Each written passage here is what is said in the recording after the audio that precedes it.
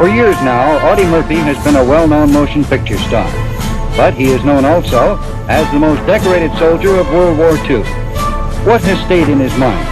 What does he remember most about that time of his life? To find out, we go now to our man in Hollywood, Vince D'Angelo. This is Army correspondent Vince D'Angelo. On this Veterans Day, we've moved our Army Hour microphone to Hollywood, California, to talk to a man who is not only well known to the American public, but also highly respected by the military services. He is a major in the United States Army Reserve, America's most decorated hero of World War II. He is motion picture star Audie Murphy. Audie, welcome to the Army Hour. Thanks, Vince. It's nice to see you again. Audie, how long were you in the service? Well, actually, a very short time, Vince, about 3 years, but I assure you it seemed much longer. Did you spend most of your service in Europe? Practically all of it. I had my basic training in Texas and a little bit at Fort Meade, Maryland, and out on to North Africa. You were commissioned right toward the close of the war, weren't you? In 1944, and somewhere up in France. I've forgotten. France all looked the same to me in those days. Well, Audie, as a man who is honored with every decoration his country could award, and going back to your service before you were commissioned as Sergeant Audie Murphy, let's say, would you tell our listeners what was your most memorable experience of World War II? Vince, of course I had many, and I sometimes remember them, not always with great pleasure, but I think I'd have to say that the greatest thing that ever happened to me was not as a sergeant, but as a second lieutenant. Was I first lieutenant? I've tried to forget all these things, you see. I don't remember my rank at the end of the war. I think I was first lieutenant, and this was, I've even forgotten the date, but I was on a train going for a little rest on the Riviera for, about 3 or 4 day pass.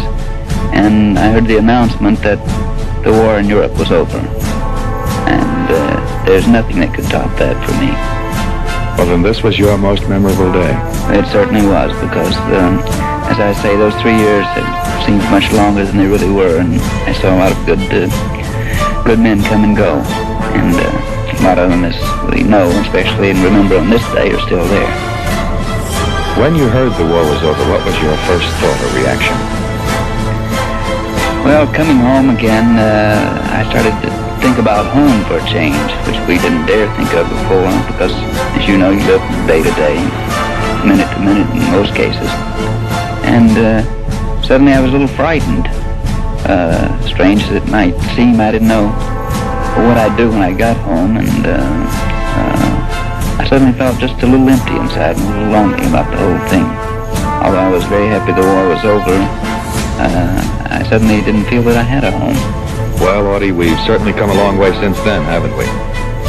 Yes, we have been, and as you well know, our country, and most of the free world for that matter, have taken a long step forward in many fields since World War II, especially in the development of weapons of mass destruction. And I might add that I've seen some of those weapons tested, and believe me, some of them do stagger the imagination. And that's why I think it's very important that each of us, as we honor our veterans on this day, pledge ourselves to keeping our country strong and to even greater support to all branches of our military services. Well, thank you very much, Audie Murphy.